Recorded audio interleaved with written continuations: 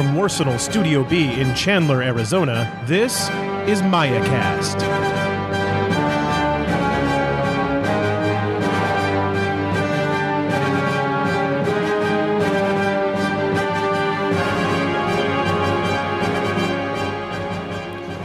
Welcome to another edition of MayaCast. I am your host, Tom Shadle. And I'm your host, Kid Parcell. And this is episode 193 for Saturday, right? August 11th, 2018, The Facts of Life. And you take the good, you take the bad, you take the rest, and then you have The Facts of Life. the FAQ. And coming up on today's show, we are going to go over the brand new FAQ and its 17 new entries and possible implications for them. But first, we have some events to announce. Kip, what do you got for us? From our wonderful friend Jeff up in the beautiful Salt Lake area. He says, hey guys, we got another charity tournament up here in Salt Lake.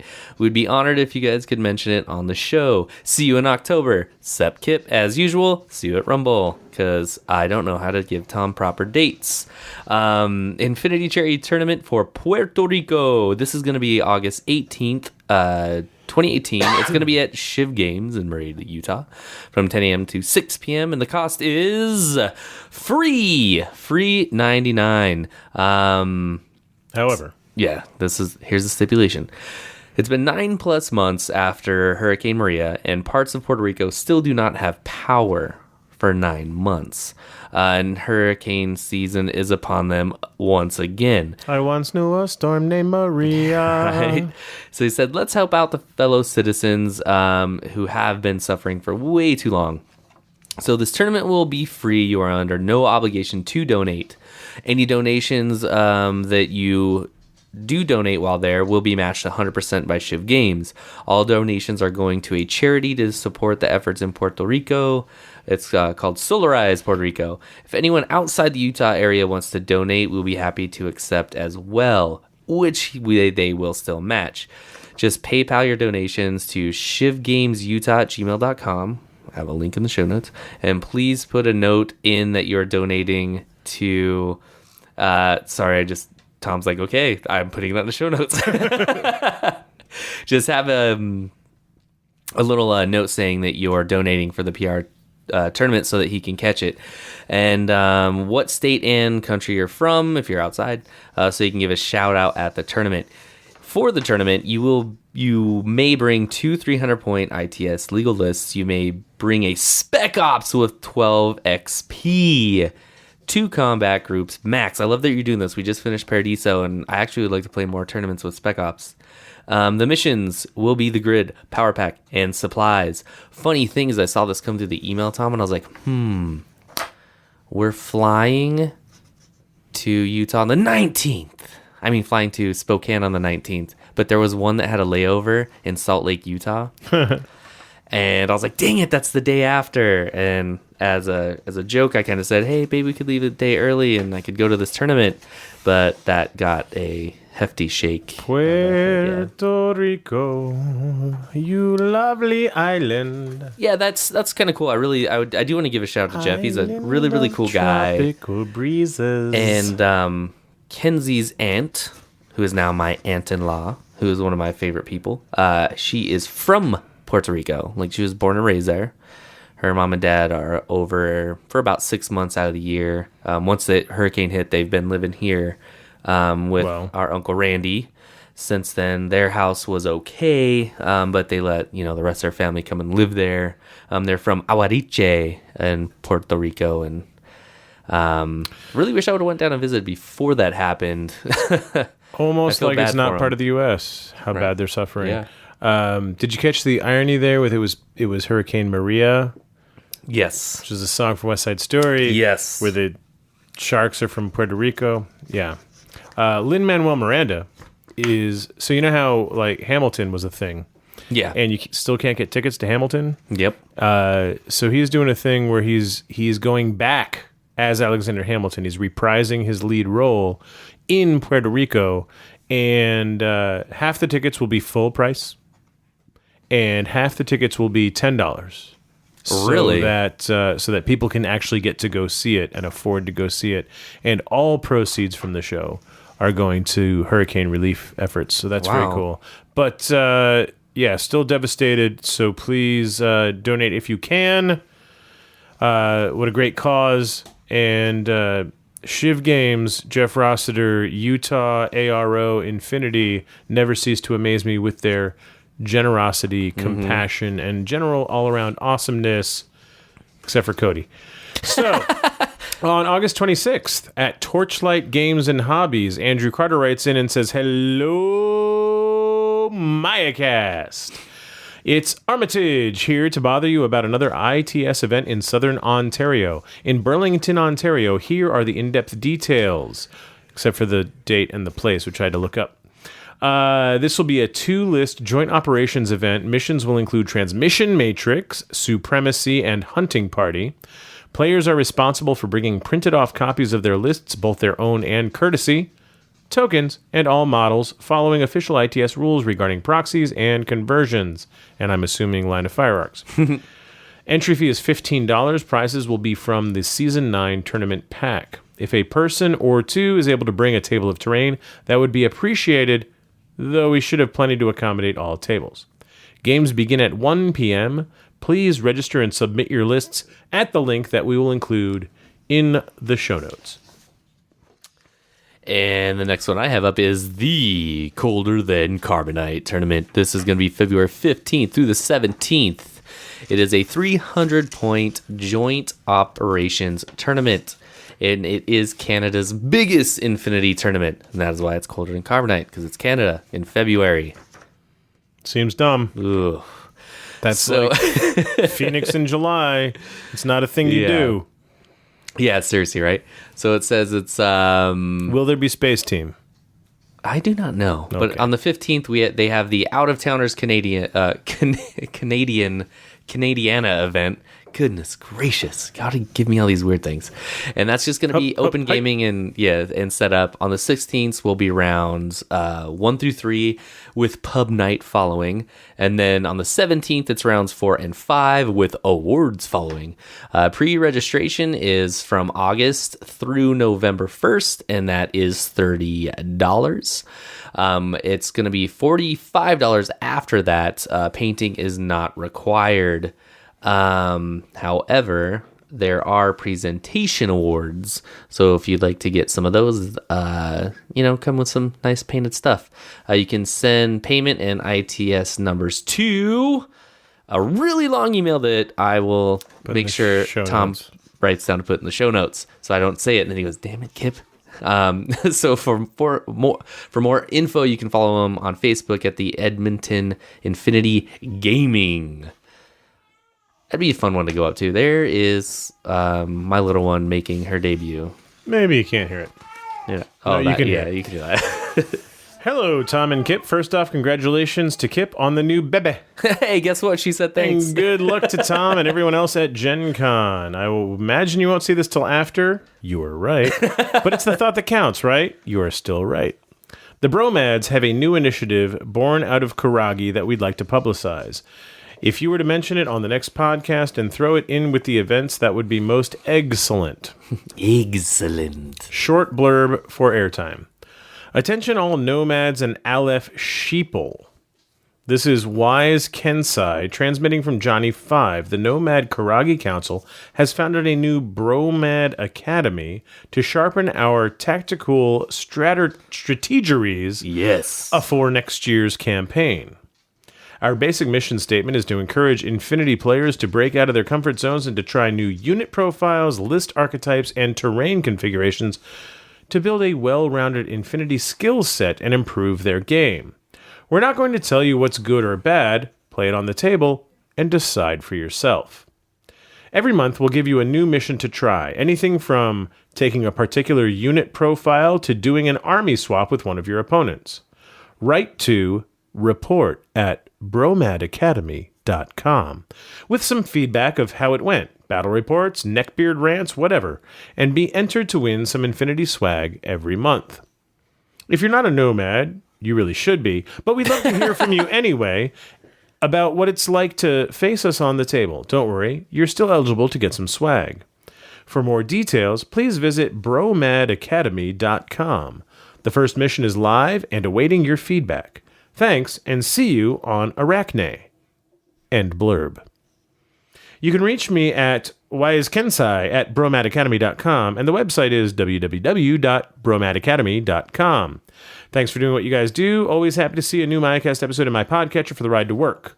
I met Tom briefly at Adepticon, and I'm looking forward to meeting Kip sometime in the future. Roocher. So long, farewell, Kip, baby, hello. Wise Kensai.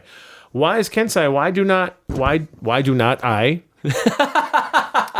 I speak good English? Oh, goodness. Why do not I remember meeting you at Adepticon? Who were you? Which one were you? Uh-oh.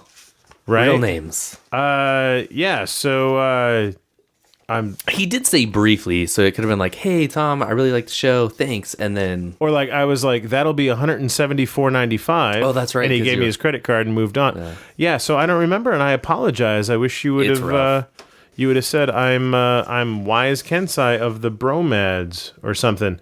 It's a cool concept. Yeah, seriously, no real name at all. So, but I'm glad you were there, and I hope it was fun for you.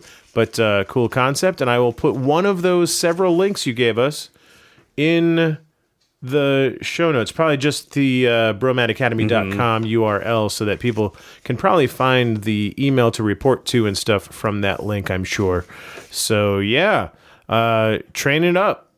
Train it all up. Yeah, super cool. So today's episode is about the FAQ, and like we said on the previous show, we didn't want this to wait too long because the FAQ is brand new, so we get to it right away. And also, we felt bad that we missed a week, so two episodes, one weekend, and so let us get right into the new FAQ or FAQ.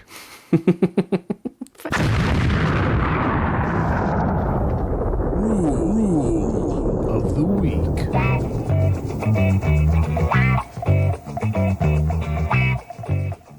We haven't used that one in a while. No, it's so good. And it's rules. So, hey, rule of the week.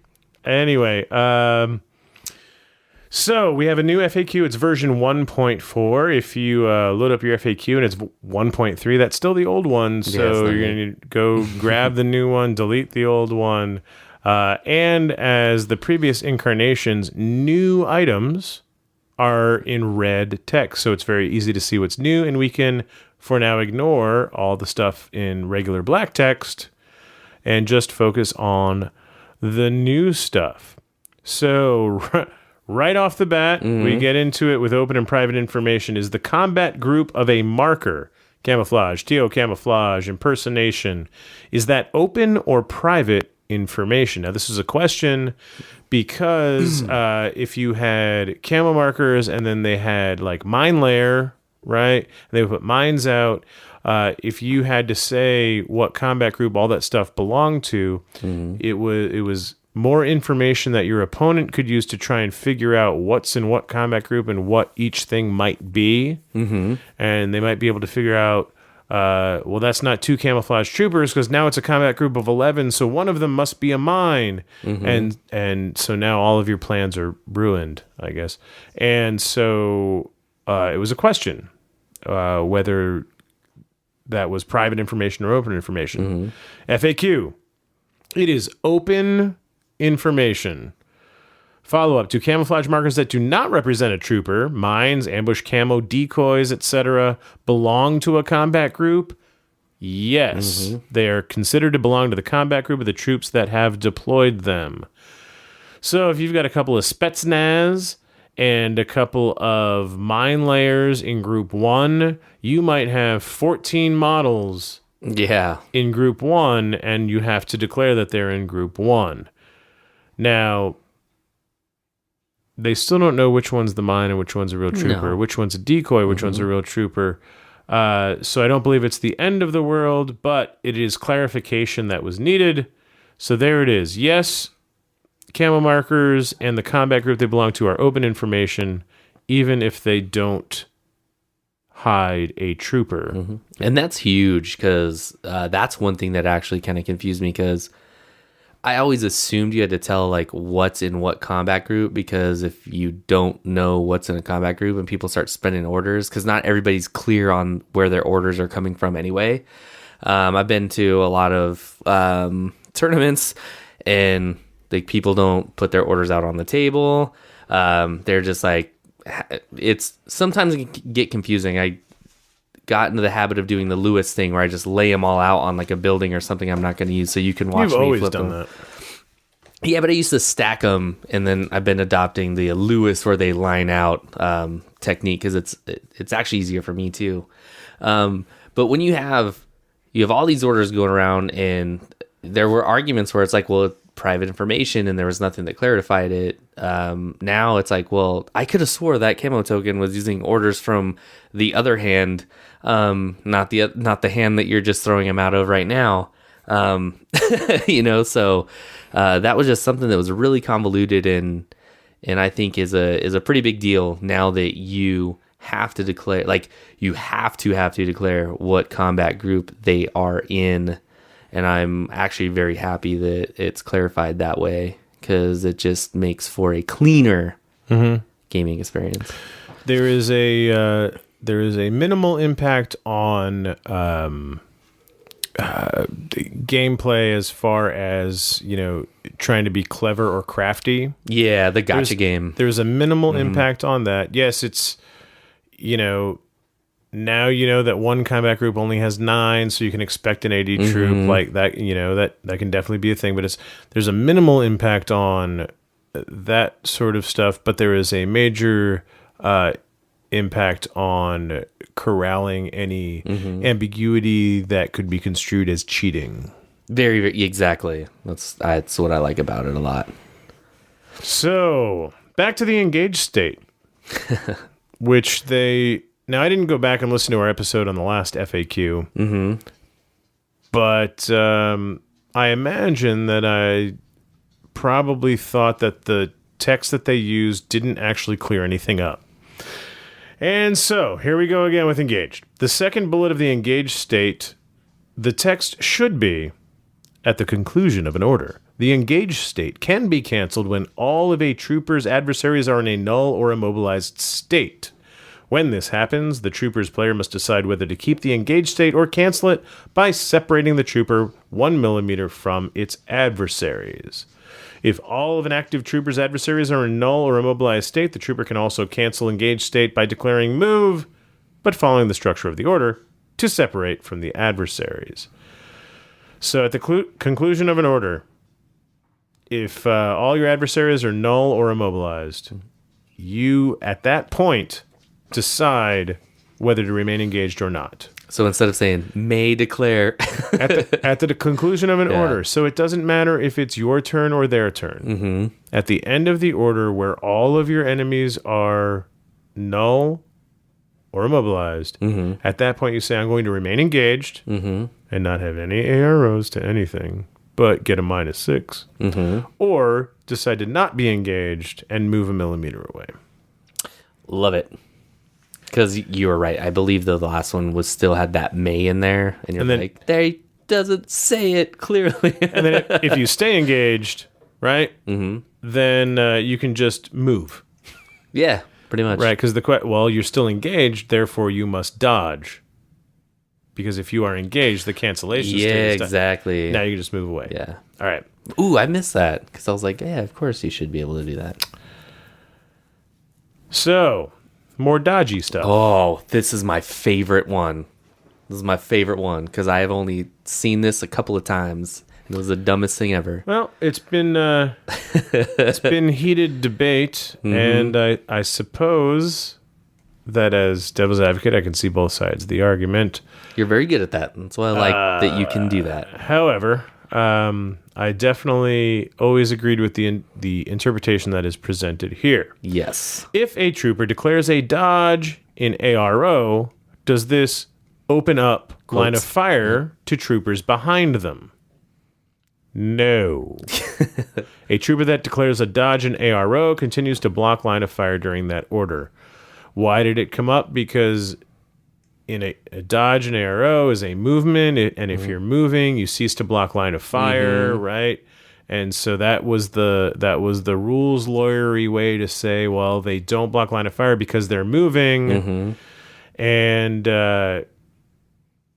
but then the other argument is, well, even if they're moving, nothing happens until the resolution step, and they've missed every opportunity to declare an ARO because you're not dodging until the end. And what if you fail the dodge, and did you move? It's so just much cleaner. No, right? So, yeah, if your silhouette 2 is totally blocked by another silhouette 2, and there's a silhouette 2 behind it, and the one you want to attack dodges, the one behind it cannot then declare a new ARO because, oh, that one dodged, so it's moving, so it doesn't block line of fire, so now I get an ARO. It was like adding another step into the steps of an order and how you resolve it, and that never existed. So good clarification there.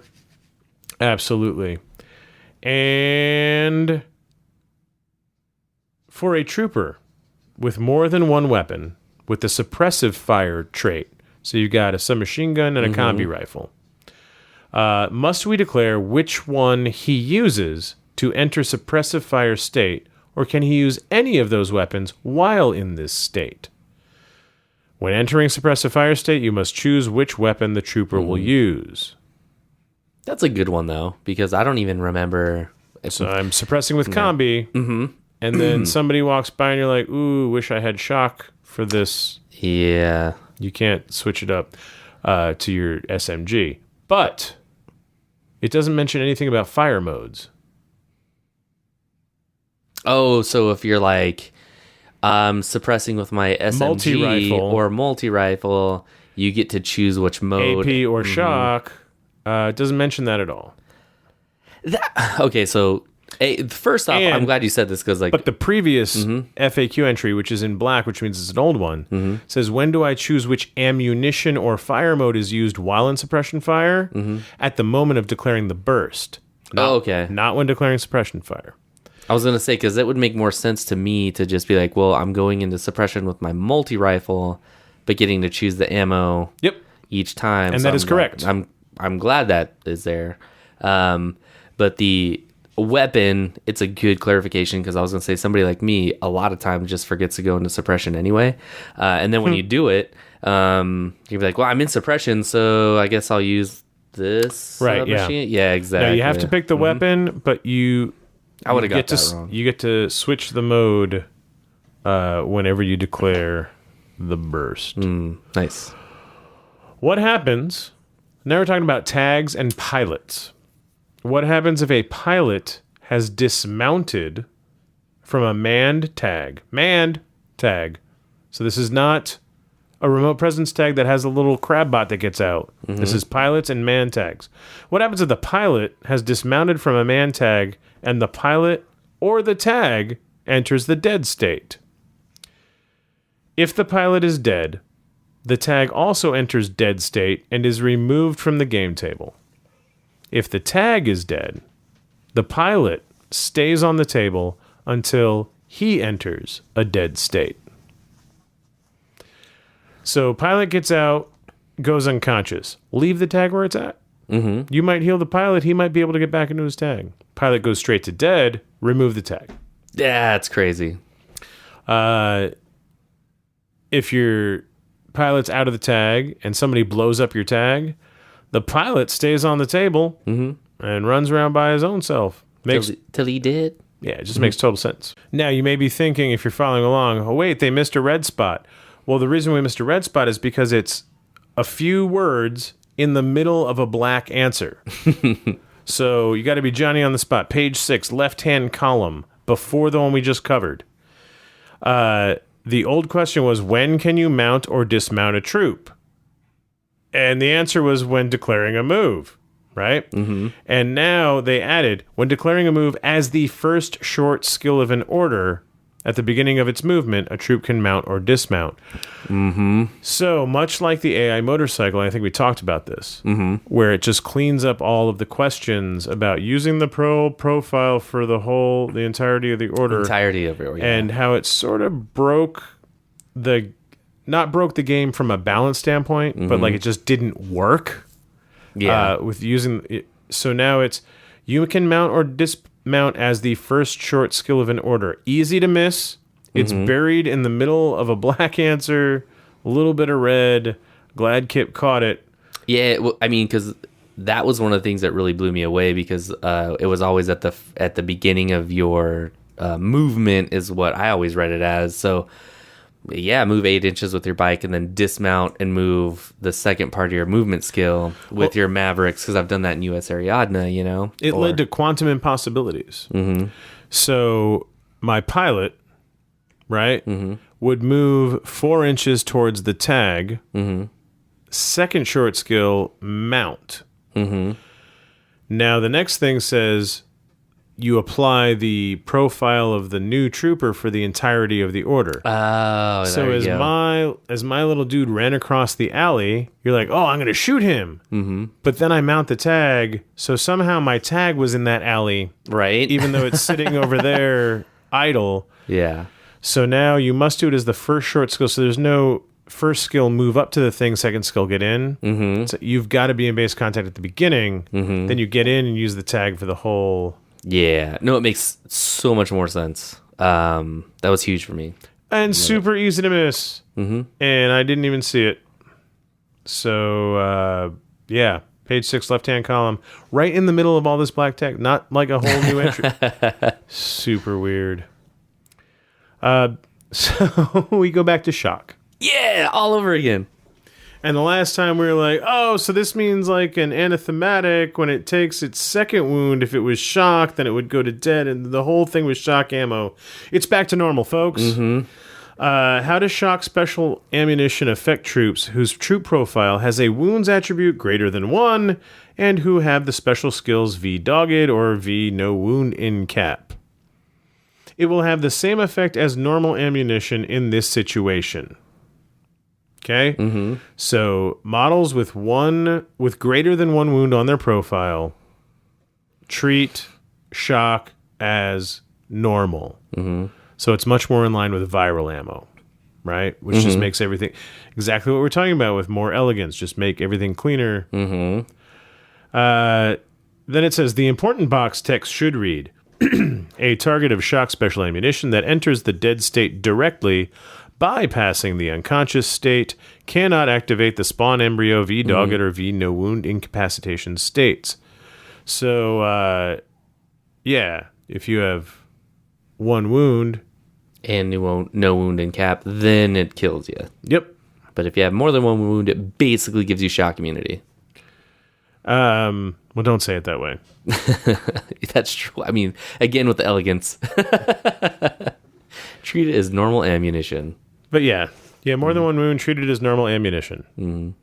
Right? So, there you go. Yeah. Types of weapon.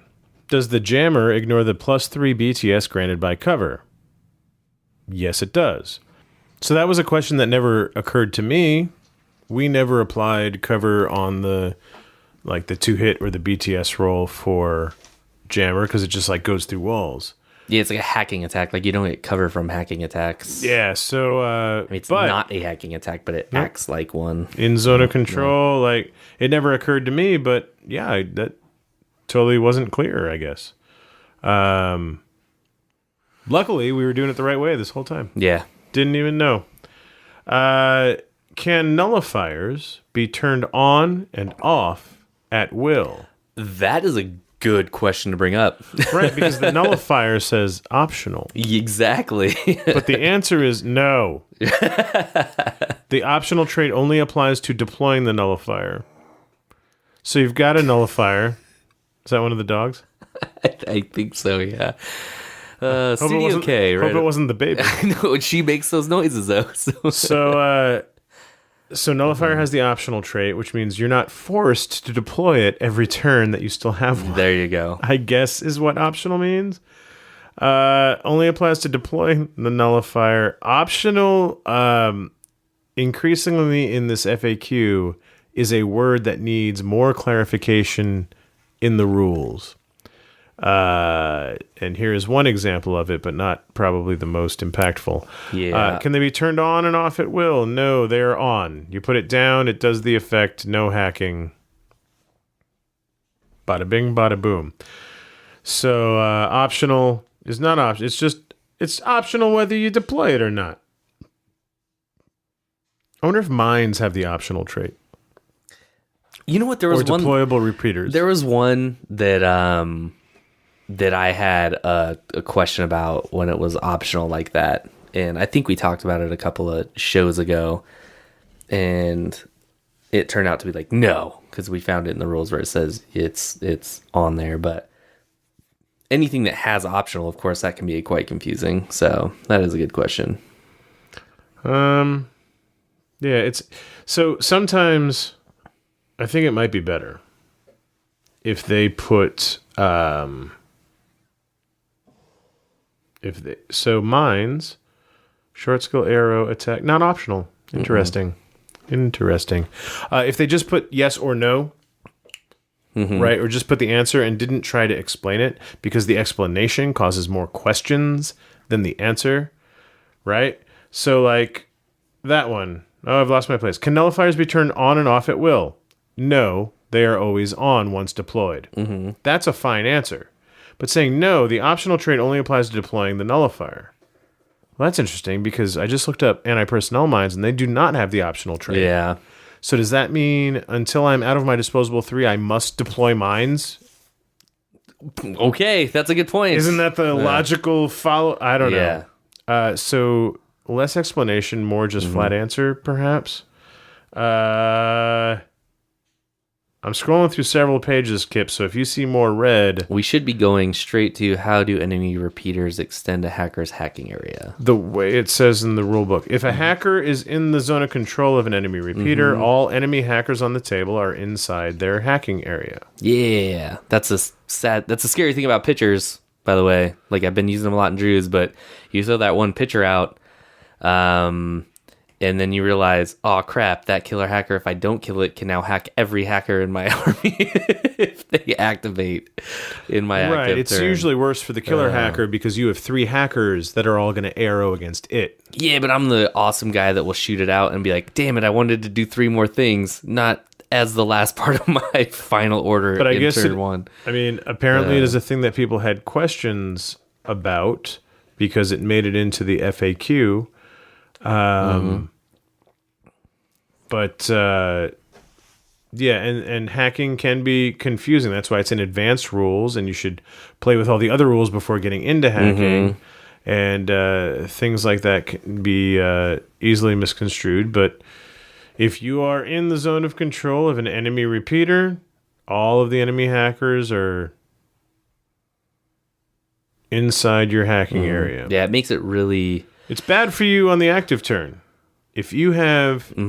Okay, so you're a Nomad player, okay? And you have an Interventor Lieutenant and an Interventor Killer Hacker and, 2 more hackers. And then you're running your repeaters up and shooting your pitchers, right? Cool. I get in zone of control of one of those pitchers. I can reach out and touch any of your hackers. So that seems bad. I'm going to go kill your Interventor Lieutenant. But your 4 hackers all get to ARO against my 1 hacker. And I can ignore the rest and just die, right, in order to take out your lieutenant, who I'm sure is your lieutenant, and then, oh, damn it, it wasn't your lieutenant. But yeah, that is how repeaters and hacking works. States. Can you choose to cancel game states that are the result of an optional skill? This is the one that I was asking about. For example, camouflage state or an impersonation state. Now, keep in mind, these states have the optional tag. They do. This is the one that I was like, that kind of threw me for a loop. I'm like, well, you could just cancel it if you wanted to? Back to optional tag needing a definition. Because on... it was on camouflaged. Well, right. And so you would be able to say, like, camo's optional. I'm going to choose not to use it for this order. Therefore, I am revealed as a model, not a marker. And I'm going to move into base contact with this scoring device because only models can score, not markers. And so I'm going to turn off my camouflage. I'm going to move, and I'm going to score this point. Exactly why I was asking that. Right? And because we thought that's what optional meant. Yep. But here's the answer. Let me read the question again, then I'll just read the answer. Can you choose to cancel game states that are the result of an optional skill, for example, camouflage state or impersonation state? The answer is no. Unless the cancellation bullet points for the game state say that you can cancel the state voluntarily. So, optional in this case means at the start of the game. Yeah. I can choose whether or not to use camouflage for this entire game, but not on an order-by-order or turn-by-turn basis. I have to decide right at the beginning, I'm going to take my -3 modifier and my marker state, or no, you know what? Later in the game, I might need to move, and capture a point. Yeah.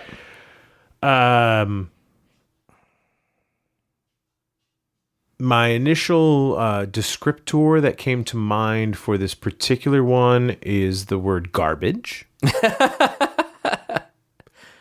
So like I'm trying to get to the actual cancellation states, but the way the phone works, it like just don't skips. use your phone. You have a computer in front of you. Yeah, but I don't have this. There's so many. I just got this one. What do you mean downloaded? It's online. It's the rule book. Yeah, but this goes directly to it. I'm talking about your computer.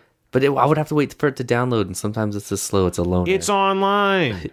But my Wi-Fi sucks right now. Okay. So, there's so many times that, it's the end of your third turn, and you have that hidden deployment thing, specialist, that you are going to move into contact with a beacon, whatever you need to control with a specialist. You don't need to push a button. You just need to touch it to control it. And you save that thing in hidden deployment all game long. But you need a move to get there because the closest cover is 5 inches away. And so you move, but at the start, you cancel your TO camo, so you're a model from the start. This is saying, no, you cannot do that. No. So you must do one of the cancellation clauses, which is basically what it boils down to is anything that requires a roll or a long movement skill like climb or jump. Okay? So you can no longer do that move, get in contact with the beacon, and score it. You need to move dodge. Right? You can still get around it by move dodging because dodging requires a roll, and you can dodge even if there's nobody shooting at you. Yep. But that has just cut your movement in half for your end game capture the flag style stuff. It's dumb. Yeah, I mean, flat out dumb. That's a rough one. That's a rough one for me to get around because how many times I'm going to play this game at 220 points because I am leaving 80 points of TO camoed stuff hidden for 3 turns. And I'm going to use them on my final turn with a coordinated order to move and capture those 2 objectives and win the game. Right? And unless you brought censor, right? That's what I'm going to do. And maybe my 220 points won't live and I'll go and retreat and I'll lose the game. But as long as I can survive with my 220 versus your 300, I'm going to pop those 2 40-point TO camo models out at the very end and capture the flag. And I mean, that's kind of what they're saying is it's making you have to be resourceful with those because you get an advantage for them not knowing they've ever been there and can't stop you from doing that. So that's the only, for once, I get to play devil's advocate. I'm not as good at it as you are. Go ahead. But I mean, I could see them saying you can't do that because of that. And then, so now knowing this, it's like, well, now that I know that I have to move dodge, you have to essentially plan accordingly. in deployment. Imagine the Major from Ghost in the Shell. Mm-hmm. And she's got her full thermoptic camouflage on where you can't see her. And like she walks into the meeting. Mm-hmm. Right. And you just hear this disembodied voice say, I wish you could see me. I'm going to have to shoot somebody, though. It's true. No, it's true. Like, to turn off, like, they should have maybe have a bullet point in there that just... They do. It's called optional. And that's what everybody thought optional meant. That's what I'm saying. This is the one with the optional thing you that made me go on like... your belt that turns off your fancy... I'm just going to not be in camo. Because how many times in the last 6 years that we've been playing this game, you're like, so I'm going to reveal myself, which apparently isn't a thing, no. and move. So apparently it's not a thing up until now. So now we cannot do that anymore. You can only follow the cancellation clauses. Yes, which is a long skill. So you can jump. I'm going to jump across. But it's only four. It's only 4 inches. So now you have to know that you only have 4 inches. So if you're TO, you're like, well, then you might as well just move and dodge. Yeah, I mean, it's going to take in deployment is going to take another precedence. And then they come out of hidden to shoot you, and then you don't get your dodge. Might as well just move and dodge. You're not getting any extra movement. I'd agree with that. But like, so you can't just turn that off? Like, you're an Ariadne dude. You can't take the bush off your helmet and be like, hey guys, no, it's me. No, I agree with you 100%. That's a frustrating thing. But guys, I'm here, but I'm gonna have to shoot you so that you can see me. I'm sorry, there's no off button. Maybe the dodge roll. There's only cancellation clauses. There's no off button. Maybe the dodge roll is you throwing it off, because even if you fail, you made the roll and it reveals you. So you're like, I'm trying to take this. You kind of know me here now. So that's what the declaration of dodge is. I just want to know what the hell optional means.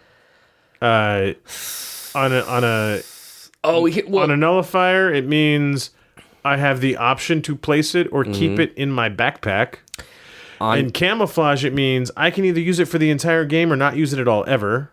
At deployment, it's optional for data tracker purposes, because if you have camouflage, it states that you deploy as a marker, but since it's optional, you can choose to deploy as a model and still get mimetism or still get the -6 for TO, but you can now be a data tracker.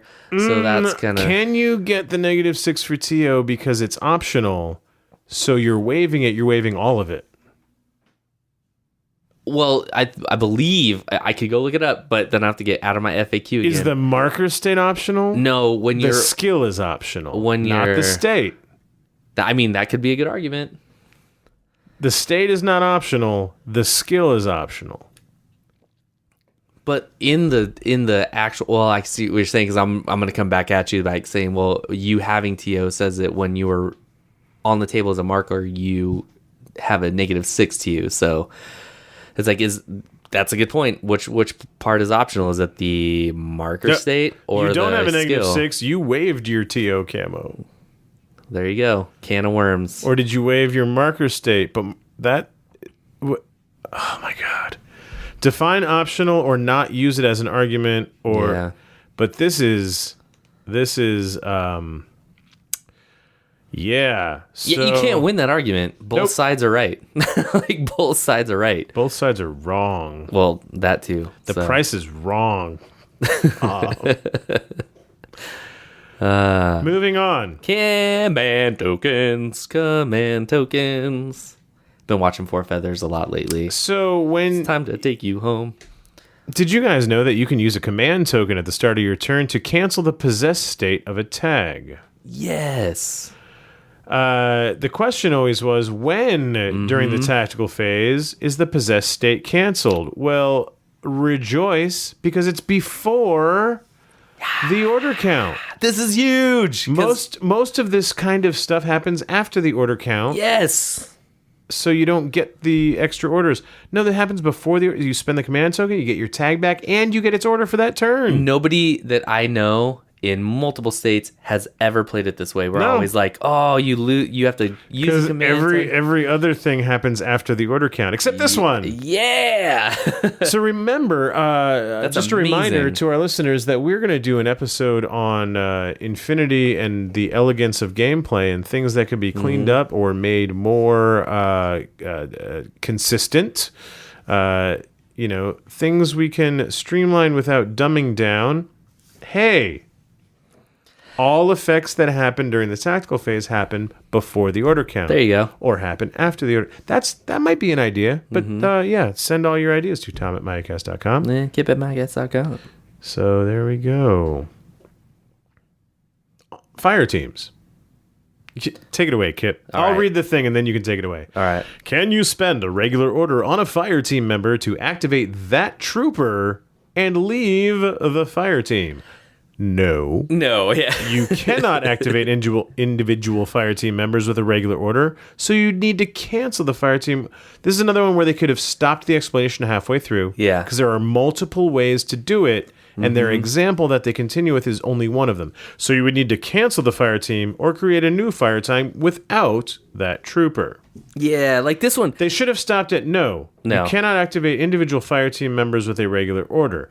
Period. If you activate a trooper in a fire team with a regular order, that trooper becomes the fire team leader. Yes. Which is exactly what it says in the fire team rules. Take it away, Kip. Yeah, I got really confused with this because when I read it, first off I was like, how is that even a question? Like, it's in the rules. But then I saw multiple people online asking. It's clearly not clear. Clearly not clear. So I went to our main. Should have been the episode name. Clearly not clear. So I went to our group chat with the main group of 12 people that are there every Monday, and was like, hey guys, was this ever a question for you? And of course Tim would say yes, because Tim thought ninjas had smoke. That's a joke for Tim, because he's listening. He's actually a really good player. Because he cheats really well. Apparently. But he's like, yeah, I thought that, just moving out. And I'm like, no, in the rules it says, once you activate, all members activate. That's what being a fire team is. And whoever activates becomes a leader. So if you wanted somebody to activate on their own, and this is how I've always played it, not saying I was right until now, you cancel. I'm going to cancel my fire team, and that way I can activate this guy, and you can't react to anybody else that was in the fire team. And then once you do get rid of whatever could have shot other people, then you reform the fire team. The only other way you could do that is if you're like, hey man, I want to move here, but... Yeah, that's the only way that I could ever do it. You can move and leave them behind, and then they become not the fire team anymore, but you have to move and get them out of coherency to break it. But that's the whole rules of a fire team. So if you're thinking about a Nexus hacker and a Unidron fire team where you want the Nexus hacker to give somebody marksmanship. Yeah, boost them up, right? But not activate the entire fire team. I mean, you can cancel the fire team freely at any time. And maybe this is where the confusion comes from. Because it says that, they think, I can just walk a member out of the fire team. As soon as you activate a trooper with an order, they become the fire team leader, though. That's the important thing. So as soon as you activate that Nexus, he becomes the fire team leader. The entire fire team activates. And while he's hacking, the Unidrons are getting shot. Oh, yeah. Right? So you can cancel the fire team, which is free, do your hack, reform the fire team. Yes. So here's the difference. I'm going to spend an order on this fire team member, but not as part of the fire team. I'm going to break him out to do the hack. Now I'm going to reform the fire team with him in it. What's the difference? Nothing. One follows the rules, one doesn't. You spent a command token. You did your hack, right, without getting your guys shot. There's appreciably no difference in that particular except for scenario. The use of a command token, yeah. Other ways to do it without breaking the fire team is you declare Trooper A fire team leader.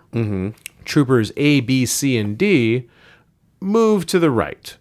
Trooper D, A, B, C, D. Trooper E, the fifth guy, moves to the left. You move again, or you shoot with the team, right? But now that last trooper is out of the fire team because it's out of coherency. Now you can activate that trooper, and you have not broken your fire team, and you don't need to spend a command token to reform it. Yeah, because the other 4 are still part of the team. Yes. You moved them away. In ARO, it's even simpler. These 4 dodge, this guy shoots. Yep. Now he's out of the fire team. Yeah. And the fire team's not broken, unless he was the link leader, which would be dumb. But yeah, you can't just say, okay, I'm going to activate this guy and he's going to leave the fire team. That's not anywhere in the fire team rules. If you spend an order on a trooper in the fire team, he becomes the fire team leader. And then, so it's, you got to kind of follow the pace of the rules and the timing. You cannot do it. And maybe the confusion came with, well, I can do it anytime, so I'm opting to cancel his status now. No, but then you have to reform. Yeah, you cancel a fire team. You don't cancel one person's status. Exactly. So now it's much more clear. It says it in black and white. And you can never just okay, this guy's not going to be part of the fire team anymore. He's going to be bop. Yeah, you have to cancel the Either whole cancel thing. the fire team or move the fire team in such a way so that he's out of coherency, or do in ARO do something with 4 members and something different with the 5th, and that kicks him out. The fire team rules do take several pages, and there's a lot. So and that's huge too, though, because it's part of the you get huge advantages from fire teams, and it's better now than it used to be when it was you just spend a regular order to reform them. Your lieutenant order can reform it in a regular order back in the day. But now with these command tokens, you got to be really tricky about when you can cancel and reform, because it used to just be you spend a regular order to form the fire team, so you could break it and form it whenever the freak you wanted to, which was... don't talk about N2. It's a dead thing, but I'm just saying they're so powerful. 4 here's dead. You have to really pick and choose where are you going to put these things, because there are instances, especially I love that you use the Onyx, because there's plenty of times in Onyx where I've had to cancel a fire team twice in a game to do something because I wanted to save on points. And it's I have to take my next attacker. So I don't like him as part of the fire team. I know, it sucks. I've said it many times. Yeah, I know. But it's extremely, 2 turns of using command tokens, and then if it's a give and take, and that's part of how they work, and you get all these cool bonuses, but you have to have something to regulate it, and this is one of those things. The one thing I'm hoping they don't touch in the FAQ is they say you can cancel a fire team at any time. It literally says at any time. So it's my tactical phase before the impetuous phase. I'm going to cancel it now. Right, and so you can, and so now my guys that were in a fire team and therefore regular and gaining cover and all that stuff at the end of my reactive turn, now at the beginning of my active turn, are all impetuous and Data Razi, for example, right, and now can run and get their extra orders and do their crazy stuff. Yeah.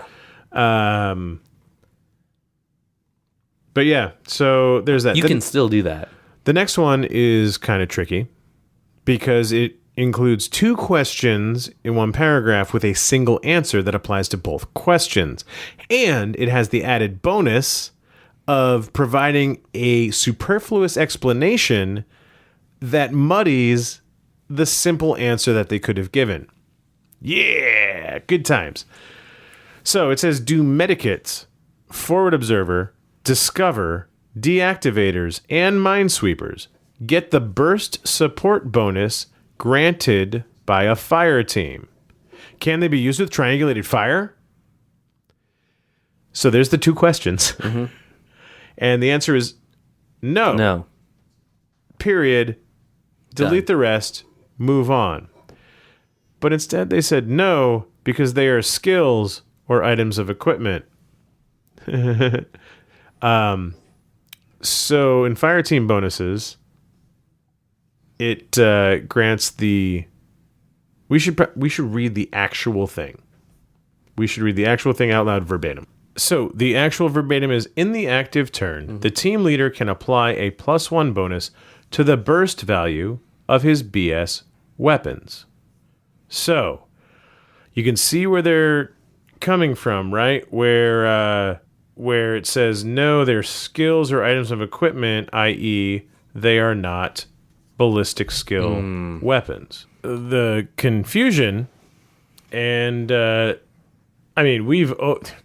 Forward Observer in a fire team, burst 3, right? Always give the +1. Yep. Because Forward Observer says, the use of Forward Observer is a form of attack with a BS weapon that uses the whip attribute.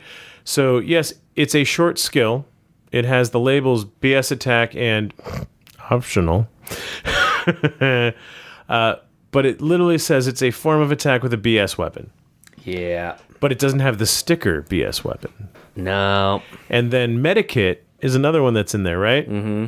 And the first bullet under the effects of Medikit, just like Forward Observer, says, used remotely, a Medikit is a piece of equipment that acts as a non-lethal BS weapon. Mm-hmm. Okay? Even though, again, it doesn't have the sticker BS weapon. Yeah. So, right, yes, they are skills, there are or items of equipment. They just act as BS weapons, but not when applying the burst from a fire team. However, your flash pulse, you still get the +1 burst because that is actually listed with the sticker BS weapon. Yeah. Even though it also uses willpower. Yeah, that's a weird one. So again, we're going to do this show about the elegance of infinity. And anyway, Tom at Mike. Anyway, so That one's a rough one. That one was a really rough one. Say no. Yeah. Maybe not put the because they're or whatever. Less is more. But yeah, so Discover, we never applied it to. No. You just get the +3 for being in a 4 or 5 man, or no, for a 5-man link team, because it specifically says for Discover, but not to burst. Right? You don't get 2 Discover rolls. And then can they be used with triangulated fire? No, because their skills or items of equipment.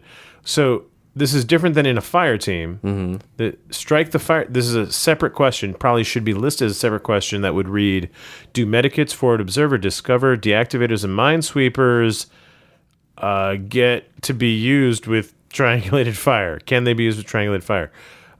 Ignore fire teams. It has nothing to do with fire teams because that one's easy. It's an entire order skill. You don't get the burst bonus like speculative fire. Yeah. It's not combined that way. It's saying, can they be used with triangulated fire? No, because they're not BS weapons. Okay? So your forward observing remotes that can triangulate fire cannot use it on forward observer because it's not a BS weapon. It just acts as a BS weapon. It doesn't have the sticker. Yeah. So that's clarified now. And yeah, we always added the burst to forward observer. Now, is it the grid where you can forward observe the different towers? Oh, yeah. The one with the 9. Yeah, so burst 3 in the link team was really kind of nice. gross. Yeah. So, I mean, that's cool. And Medikits, like, oh, well, I hit twice, but now what happens if I fail one and pass one? Yeah. So maybe that's why they're like, hey, you can't really do that. Can the special skill Synchronized Civilian be used in the scenarios where the HVT counts as the designated target? Now, this requires an understanding that an HVT is not always a designated target. The answer is yes, but remember that the enemy HVT is considered hostile when they're a designated target. Right? Not when they're just an HVT.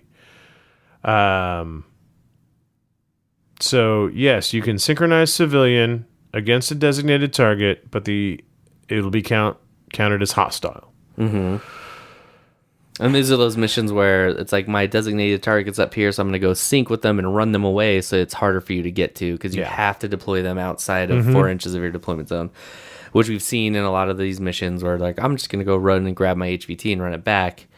don't think I've ever seen anybody do the -3 to make it hostile when trying to make that the civvy sync and then run away.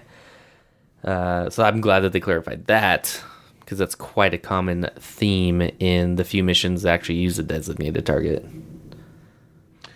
So then we move to tag operators. Now, this also requires an understanding that there are different types of tag pilots. There are pilots where the tag is manned, and then there are operators like the what do you call it? The big lizardy guy. Anaconda? Nope. Well, yes, but also the bigger lizardy guy.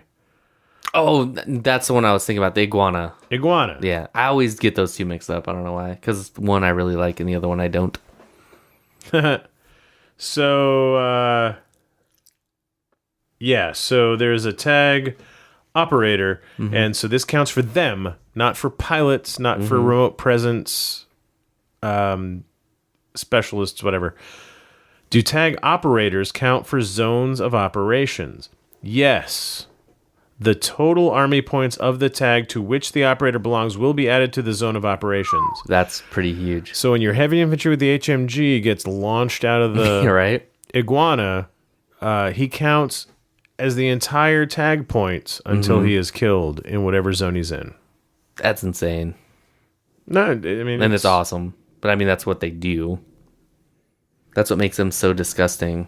Like the iguana. Yeah. So now there's another one of these embedded within the black red ones, and it's if a tag is selected as the data tracker, what happens when the pilot or remote pilot dismounts? And with the operator. That's the red part. And with the operator. So the old answer was the pilot or remote pilot becomes the data tracker, and the data tracker marker will pass to them. When the pilot or remote pilot mounts the tag will become the data tracker again. If a tag is in locked state, cancels it with the reset skill, the tag will become the data tracker again. Note that remote pilots can become the data tracker even though they are remotes. The same, and here's the red part, the same applies to a tag operator when their tag's evacuation device activates. So this is the one that shoots you out automatically. All right. So when your iguana pilot with his HMG gets shot out of the iguana, he is still the data tracker. That makes him even cooler. Yes, it does. Sure does.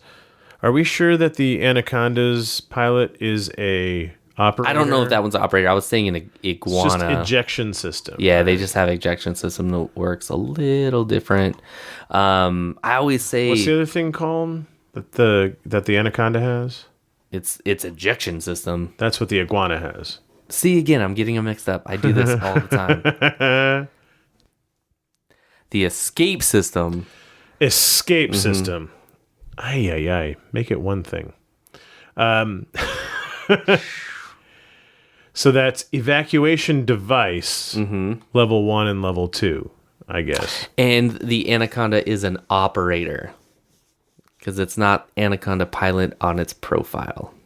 It is considered an operator. It just works different than the ejection system. Which is level 2 of the evacuation device. Whereas level 1 is whatever you just said. Escape system. It's basically the smoke dodge out. But they're still operators. Yeah, they're still so operators. Those two operator rules apply to the Anaconda and the Iguana, just slightly differently, whether it's a smoke template or an AD combat jump ejection. Yeah, exactly. Holy cow. Yeah. I don't know why people talk about a high barrier to entry. Yeah, so those are the 17 updates to the FAQ. I will say that so Heloise has been like once a week. There's been official answers in the forum to rules questions. Oh, nice. Like one question a week. Mm-hmm. And so they get the solve tag. It's from Heloise, so they're official, right? Things like do full auto and suppression fire stack to those modifiers? And the answer is no, they do not stack. And I'm surprised that those list of questions that he's already answered have not made their way into this FAQ. and still they're just like on the forum under solved. So if you're online and you're in the forums, then you know those things exist. I'm surprised those didn't make it in. Now, this is out there in time for the Interplanetario to answer some questions, right? So don't try to make the 8-inch specialist dash to a beacon if they're camouflaged, because Right. you can't do it. So they got it out in time for the Interplanetario, and then we'll get more FAQ updates after that later. This is just out in time, so maybe that's why it's just not complete yet, except those have already been completed. It seems like an easy copy paste, but they're not in here. So please also still consult the forums. And yeah, that's the FAQ, Kip. What do you think? I mean, for what it is and what they did, I really enjoy it, because there were a few things that need to be clarified, with me, and I learned a long time ago. It's like that there's things that didn't seem like they needed clarification that were in there, but it's like, just because I may have understood it a certain way doesn't mean that it didn't need clarification, right? So that's kind of good that got answered as well. The one guy leaving a fire team just because he felt like it? Yeah. Yeah, that was mind-boggling to me, but... Because I'm sure there were other people that weren't applying the +1 burst to fire teams to Forward Observer because it doesn't have the BS weapon sticker. Yeah. And I got that wrong, too. And we always did it because the first bullet point says it acts as a BS weapon, and so we included it even though it doesn't have the appropriate sticker. So it's like the same thing backwards with the fire team as I thing. said, that's why I can't be like, well, how is that not clear? I remember like the first one, there were a couple things I'm like, how is that not clear? Yeah. And it's like, well, maybe And the not. way they answered some of them. Yeah. We're like, as it says in the rules. Yeah. Right? But yeah, no, so good. It's good. So Shock not killing 2 wound models on their second wound. Good. That's good. Yeah. Appreciate that for a 70 whatever point Karantid. Right? Who's like, oh, I don't get my no winning cap. Pretty sure I paid for that. Okay. All right. Well, thank you very much, 12-point Bashi Bazook. Right? Yeah, exactly, right? So I'm glad that went back. And yeah, so That's good. I like it. The camo thing is the biggest, because I think I like that you have to declare what combat groups they're in, because I always felt that you had to. Now that it says you have to, I like that a lot. I get the idea that it's hidden information that's no longer 100% hidden, but it's also not 100% revealed. No, not right. at all. You still don't know which one's the mine, which one's a model, which one's an ambush, which one's the real. It's just like, oh, well, now you know this combat group has 9, and with all these camo markers, you might have thought it had 10 and never expected Van Zant in your butthole. Yeah, there's other ways to hide those. Yeah, so yeah, I like that a lot. I really enjoy that clarification, and the now not I'm revealing is not a thing. Like, you have to do something to reveal it. And we've done that, but it's been a hard transition, because there's still people that kind of roll over from that, and it's hard to explain.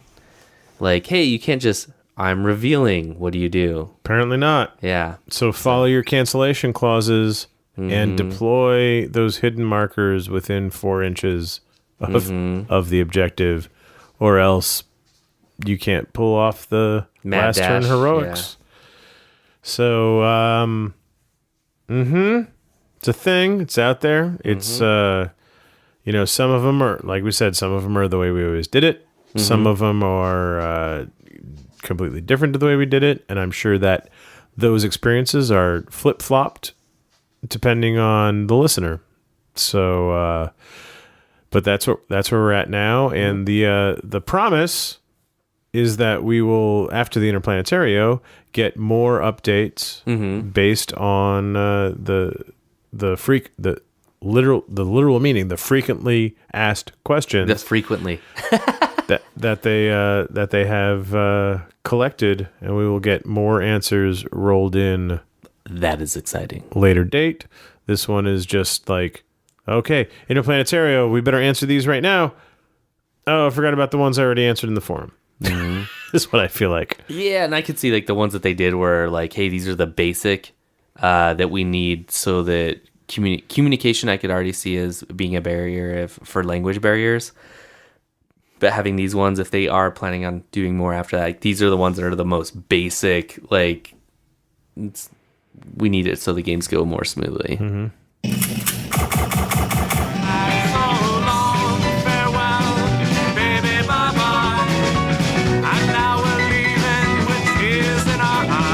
This conversation can serve no purpose anymore. Goodbye. Just the facts, ma'am. Just the facts. So that's Who was your favorite Facts of Life character? Mrs. Garrett. I like Trudy. Tootie? Tootie, that's what it was. There you go. Dang it. It's been a while. Joe, actually, probably the tomboy. Joe. Yeah, Joe was awesome too. So that's going to do it for episode 193. Reminder, MayaCast Masterclass, Heroes and Villains. Oh, I have an amendment for that, for our Masterclass. Okay. Because you remember... Is it an amendment or an addendum? Or is it an errata? It's neither. Or is it an acronym? It's more... Is it an arachnid? It's an arachnid, because if you guys remember, speaking of painting... yeah, probots. A while ago, I was ranting about this black paint that I really liked, and I was like, P3, it's so good. And Tom's like, wait, you're an insane person. That's shiny as hell. That's shiny as shit. And I'm like, no way. I text Tom while I was at Gen Con. I'm like, hey, remember that episode where I was like, yo, P3 is my favorite black? Yeah, it totally isn't. It's Vallejo model color black that I had switched into my airbrush paint. The one that's actually matte black? Yeah, and then I pulled it out, and I was like, damn it, that isn't P3 in a dropper bottle. That's actually Vallejo black, model color black, in its own bottle. I forgot I switched it out about 2 years ago, which that's how long it's lasted, which has been amazing. And totally was like, I'm an idiot moment. Holy crap. So guess what? P3 is not my favorite black. I actually switched it out because it was shiny as shit and using Vallejo model color black from now on. So it turns out it was an errata. Yeah, errata. There you go. Okay. That was close to arachnid. So yeah, MayaCast Masterclass going on right now. Heroes and Villains. You know how to do it. And also, we may have reminded you a few times about the Game Elegance episode that's coming up. So get those Game suggestions Elegante. and thoughts in. If you have thoughts, strongly or otherwise, about the FAQ, please send them into tom@mayacast.com. And kip@mycats.com. Coming up on the next few weeks, we have we're gonna have an episode about, like I said, about the streamlining without dumbing down, and is it possible, and is it needed, and where can those issues be addressed? We're going to have an episode about our local campaign Paradiso. It is all wrapped up. We have played through the entire thing, every single mission. Congratulations, Ben, for putting that together and running it. It is the first time I have seen a campaign Paradiso go all the way through to completion, with the majority of players still playing. So that's fantastic. We're going to have Ben on to talk about his philosophies and what he changed and how it went and all that sort of stuff. So we're going to do a campaign Paradiso episode. And so that's exciting. And then we have a special project we're working on, and we are going to have some guest hosts on to help us with that. And it's a very cool project that's going to be very fun. That It's going to be amazing. Ties into sort of the national mood. We're going to have Professor Willett on. We are going to have We're going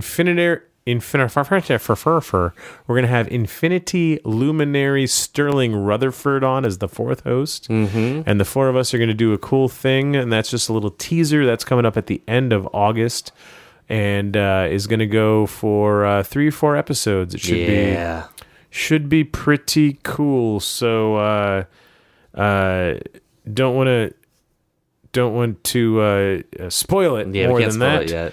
But cool little project that we're going to have going on for a few episodes with some guest hosts that we were very excited to have back or have for the first time. It's great to have Sterling back in Arizona after his tour in Alaska. Frozen tundra. And can't wait to have him on the show. He has a very bright mind, and he's an excellent human, and we can't wait to share him with you all. You guys that have been to Rumble or Salt Lake Showdown, you know what I'm talking about. You've met him. Great guy. So thank you for listening. We really appreciate it. We hope you are more enjoyed and are not annoyed with the extra episode this weekend to make up for our terrible and inexcusable absence while I was away at Gen Con. So thank you for listening, and until next time, get out there and support your local game store. And if it's not your local game store, get out there and support Shiv Games. Yeah, there you go, Shiv They're Games. trying to rebuild Puerto Rico for crying out loud. It's more than our government's doing. So, okay, bye.